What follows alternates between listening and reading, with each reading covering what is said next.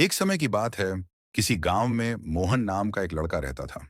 मोहन की शादी सुहानी नाम की एक बहुत ही सुंदर लड़की से हुई थी। मोहन सुहानी से बहुत प्यार करता था, लेकिन सुहानी बहुत घमंडी और नकचद्दी थी। वो मोहन से नहीं, बल्कि अपनी सुंदरता से प्यार करती थी।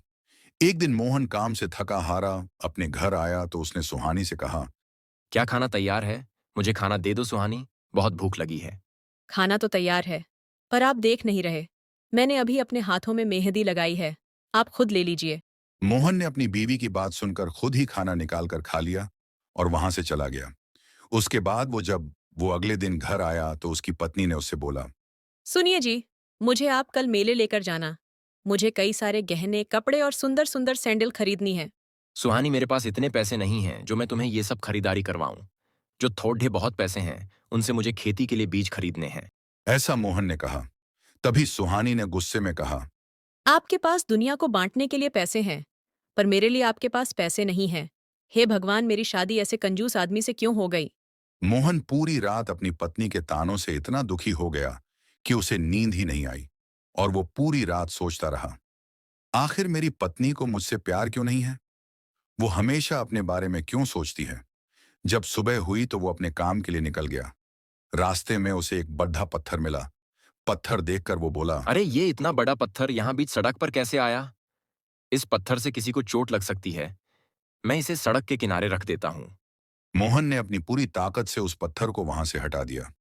मोहन जब पत्थर हटा रहा था तो उसे एक चुड़ैल देख रही थी। वो मोहन के पास गई। कौन हो तुम? चुड़ैल मोहन को बताती है। पुराने बरगद की चुड़ैल हुए ना। आज सुबह से लोग इस रास्ते से जा रहे हैं, लेकिन किसी ने भी इस पत्थर को नहीं हटाया। तुम बहुत अच्छे इंसान हो। मैं तुमसे बहुत खुश हुए ना। बताओ, तुम्हें क्या चाहिए? मुझे जाने दीजिए।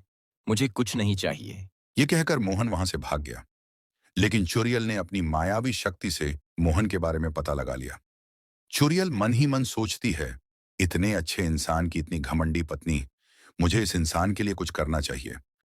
इसके बाद चुड़ैल मोहन के घर गई। उसने मोहन की पत्नी सुहानी पर जादू किया। चुड़ैल तभी मंत्र पढ़ती है। चल जाए मेरी छड़ी का जादू, बन जाए सुहानी बिल्ली बेकाबू। चुड़ैल के ऐसा कहते ही सुहानी एक बिल्ली बन गई और उस चुड़ैल ने सुहानी का रूप धारण कर लिया। उसके बाद चुड़ैल ने सुहानी से कहा। तेरा पति इतना अच्छा है और तू उसके साथ इतना बुरा व्यवहार करती है। अब मैं तुझे सबक सिखाऊंगी। तुमने मुझे बिल्ली क्यों बनाया? मुझे पहले जैसा बना दो, नहीं तो मैं अपने पति को सारी सच्चाई बता दूंगी। हाँ हाँ हाँ, तेरी बातें सिर्फ मैं ही समझ सकती हूँ एम, और कोई नहीं। इतने में मोहन घर आ गया। उसके घर में आते ही बिल्ली उसके पैरों से लिपट गई। बिल्ली को देखकर मोहन बोला। अरे सुहानी, ये बिल्ली हमारे घर में कहाँ से आई? कहीं बाहर से आ गई है, अब जा नहीं रही। रहने दो इसे यहीं। आप हाथ मुंह धो लीजिए, मैं आपके लिए खाना लगा देती हूँ एम। वो पत्नी जो मोहन को कभी पानी को भी नहीं पूछती, वो मोहन को खाना देने की बात कर रही थी, वो भी इतने प्यार से। मोहन हैरान होकर बोला। क्या कहा तुमने? तुम मुझे खाना दोगी? तुम्हारी तबीयत तो ठीक है। मुझे पता है मैंने आपके साथ बहुत बुरा बर्ताव किया है, लेकिन वो मेरी नासमझी थी। मुझे माफ कर दीजिए। मोहन सुहानी की बातें सुनकर बहुत हैरान हो गया और उस दिन के बाद से सुहानी मोहन का बहुत ख्याल रखने लगी। मोहन अपनी पत्नी में ये बदलाव देखकर बहुत हैरान भी था और खुश भी। उनके घर में रह रही बिल्ली ये सब देखकर बहुत चिढ़ती थी, लेकिन चुड़ैल के जादू के सामने वो बेबस हो जाती थी। एक दिन मोहन सुहानी से बोला। सुहानी, चलो, आज हम कहीं बाहर घूमने चलते हैं। आज मैं तुम्हें खरीदारी कराऊंगा। तुम्हें बहुत शौक ना गहने खरीदने का। अरे मेरे पास तो सब कुछ है। आप फजूल में पैसे खर्च क्यों रहे हैं? मोहन हैरानी से कहता है। तुम इतना कैसे बदल गईं, सुहानी?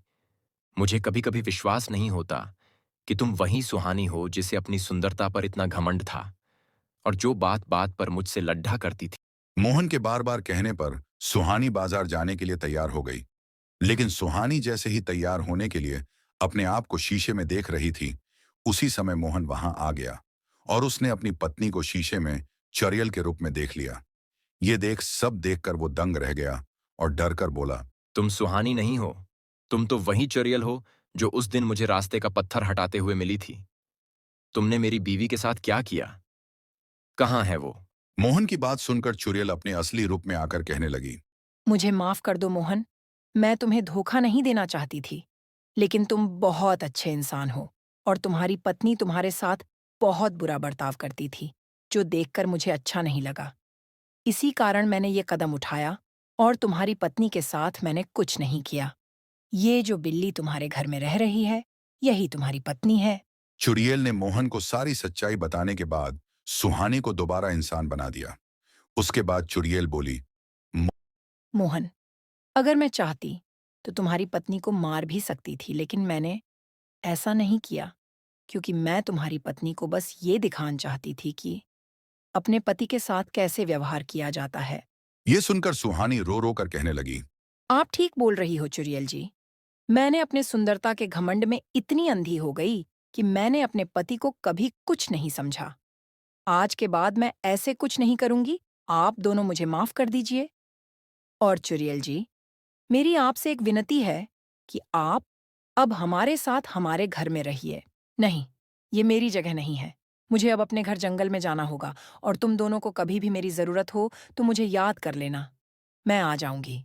ये कहकर चुड़ैल अपने जंगल लौट गई। इस तरह मोहन और सुहानी अपने घर में प्यार से खुशी खुशी रहने लगे।